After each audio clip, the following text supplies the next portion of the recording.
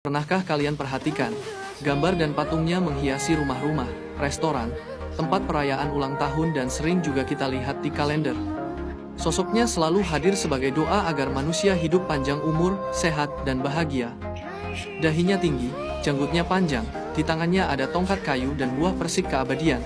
Dialah Shou-Xing atau Nanji Laoren atau pria tua kutub selatan, dewa panjang umur dalam mitologi Tionghoa. Tapi, siapakah sebenarnya Shou-Xing? Bagaimana perjalanan hidupnya hingga menjadi dewa? Dan apa rahasia umur panjang yang ia bawa bagi manusia? Mari kita telusuri kisahnya, sebuah cerita tentang kebijaksanaan, keseimbangan hidup, dan berkah dari langit.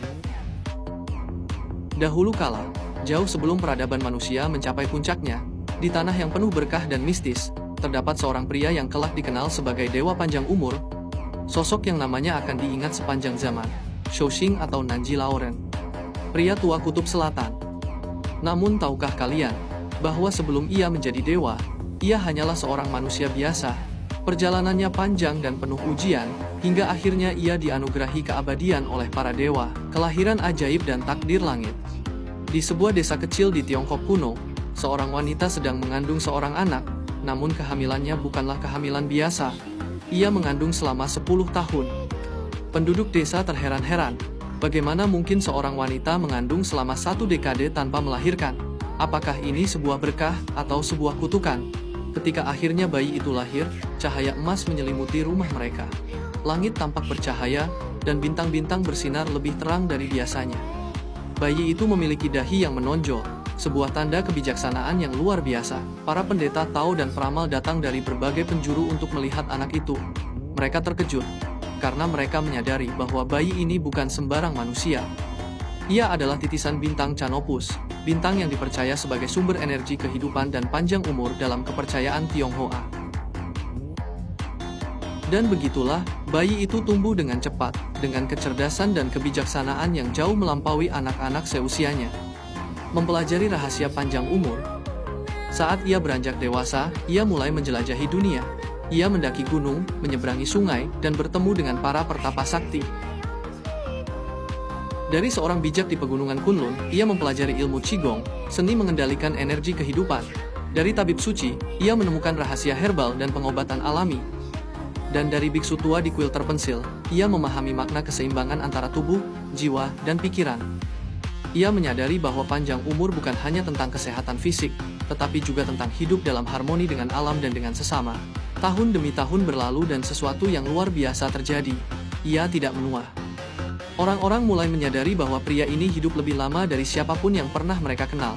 1 generasi berlalu, 2 generasi, 3. Sementara ia tetap sama, tetap sehat, tetap kuat. Ujian dari surga. Namun, takdirnya belum selesai. Para dewa di surga mulai memperhatikan keberadaannya. Raja Neraka, Yan Luowang, bertanya-tanya, mengapa pria ini tidak ada dalam daftar kematian? Mengapa jiwanya tidak pernah dipanggil ke akhirat? Maka, para dewa memutuskan untuk mengujinya.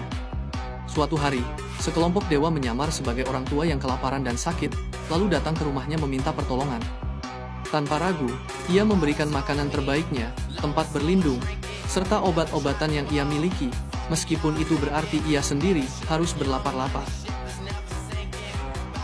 Para dewa terkejut. Mereka menyadari bahwa panjang umur pria ini bukan hanya karena ilmunya, tetapi karena hatinya yang penuh belas kasihan. Maka, Kaisar Langit, Yu Huangtati, turun langsung dari istananya di surga. Dengan suara menggelegar, ia berkata, "Wahai manusia bijak, engkau telah membuktikan bahwa kebijaksanaan dan kebaikan lebih besar dari waktu itu sendiri. Sebagai penghargaan, aku mengangkatmu menjadi dewa panjang umur, menjadi Shou-Xing, pelindung umur panjang bagi semua manusia." Seiring dengan ucapan Kaisar Langit, tubuh pria itu mulai bersinar terang. Ia tidak lagi seorang manusia, kini, ia seorang dewa. Kenaikan ke surga. Shou-Xing menunggangi seekor rusa putih, simbol keberuntungan dan kebajikan. Ia diberikan tongkat kayu sakti dan buah persik keabadian, yang kini menjadi simbolnya dalam berbagai lukisan dan patung. Ia naik ke surga, dan sejak saat itu, ia menjadi penjaga umur panjang. Mereka yang hidup dalam kebajikan dan keseimbangan akan diberkati olehnya, dan mereka yang tamak dan rakus tidak akan mendapat berkahnya. Pesan dari Shou-Xing. Hari ini, nama Shou-Xing masih dikenal di seluruh dunia.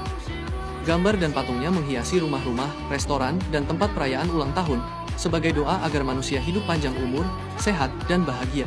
Dan begitulah, kisah perjalanan Shouxing atau Nanji Laoren, Dewa Panjang Umur. Dari seorang manusia bijak yang memahami keseimbangan hidup, hingga menjadi dewa yang memberkati manusia dengan umur panjang dan kebahagiaan. Kisah ini bukan hanya tentang keabadian, tetapi juga tentang kebijaksanaan, kesederhanaan, dan kebaikan hati. Karena pada akhirnya, umur panjang sejati bukanlah sekadar hitungan tahun, tetapi bagaimana kita menjalani hidup dengan bermakna. Kisah ini menginspirasi kita semua untuk hidup lebih seimbang, lebih bijak, dan lebih penuh kasih sayang. Karena seperti kata pepatah orang Tionghoa, jika hati damai, hidup pun panjang. Terima kasih telah menyimak cerita ini.